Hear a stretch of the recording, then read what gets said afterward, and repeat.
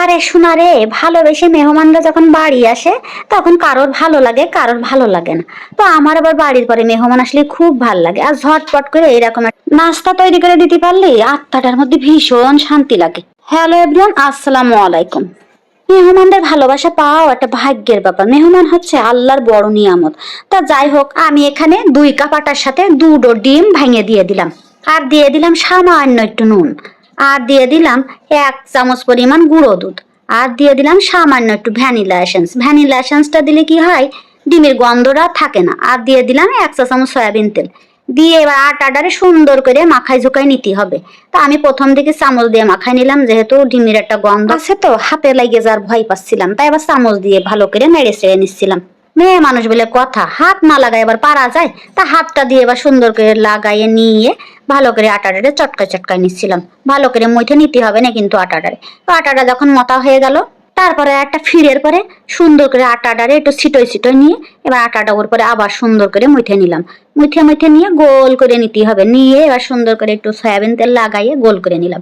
এবার একটা বেলনার সাহায্যে রুটির মতো করে গোল করে নিতে হবে। রুটিটা যেন একটু মোটা হয়, বেলা হয়ে গেছে একটু মোটা করে নিতে হবে। তো আমার কুকি কাটার বাড়ি নেই, তো আমি একটা কৌটোর মুখ দিয়ে এইভাবে করে গোল গোল করে কেটে নিচ্ছি। তো এইভাবে করে একে একে সবগুলো গোল গোল করে কেটে নিলাম, নিয়ে একটা কাটা চামচের সাহায্যে সুন্দর করে এরকম করে চেপে চেপে ডিজাইন করে নিচ্ছি। তোমরা চাইলে দিতে পারো, না চাইলেও না দিতে পারো। তো পিঠেগুলোর উপরে একে একে সবগুলো আমি এইভাবে ডিজাইন করে নিলাম। তোমরা মসৃণ রাখলেও রাখতে পারো। তো চলে গেলাম আমি কড়াইতে যাইয়ে তেলটা সুন্দর মতো করে গরম করে নিয়ে পিঠেগুলো একে একে সব ওর ভিতরে দিয়ে দিলাম। তো পিঠেগুলো এবার একে একে এইভাবে উল্টোই পাল্টাই সুন্দর করে লাল করে ভেজে নিতে হবে না। চুলোর জালটা মিডিয়াম আছে রেখে পিঠেগুলো এভাবে ভাইজে একটা বাটিতে করে উঠে নিয়ে নিলাম। তো একে একে বাকি যে পিঠেগুলো ছিল সব এইরকম করে ভাইজে ভাইজে নিয়ে উঠে বাটির ভিতরে রেখে দিলাম। এবার পিঠেগুলো ভাজা শেষ হয়ে গেলে আর একটা প্যানে 1 কাপ মতো চিনি, আর নিয়ে নিলাম সামান্য একটু গুড় কালারের জন্য, আর দিয়ে দিলাম সামান্য খানিক পানি, দিয়ে এবার সুন্দর মতো করে নাড়াচাড়া করে মিশাই নিতে হবে। এবার এক ফাঁকে দিয়ে দিলাম সামান্য একটু নুন।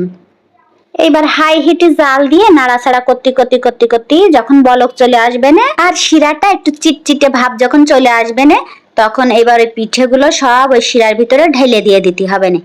এবার পিঠেগুলো হাই হিটে ওই শিরার ভিতরে দিয়ে 5-6 মিনিট মতো জাল করে নিতে হবে না। সুন্দর মতো জ্বালায় এপিট ওপিট করে নাড়াচাড়া করে নিয়ে চুলাটা অফ করে আরো 5-7 মিনিটের জন্য ঢেকে রেখে দিতে হবে না। এইভাবে পিঠেগুলো মেহমান বাচ্চাদেরকে বানায় খাওয়ালে ভালোবাসা তোমার প্রতি দ্বিগুণ বেড়ে যাবে না। তো পিঠেগুলো আমি এইভাবে একটা বাটিতে করে সব উঠে নিয়ে নিলাম। তো বনুরা ভাইরা, এরকম সুন্দর সুন্দর রেসিপি পাতি হলে লাইক কমেন্ট ফলো দিয়ে আমার সাথে পাশে থাকতে হবে না কিন্তু। তো ভালো কথা, সবাই একটা একটা করে শেয়ার করে দিও প্লিজ। আর ভালো লাগলে নিজেদের টাইম লাইনেও শেয়ার করে রাখতে পারো। তো যে যেখানে আছো সবাই অনেক বেশি ভালো থাকো আর আমার জন্য দোয়া করো। তো আজকে আমি চলে যাচ্ছি, ধন্যবাদ।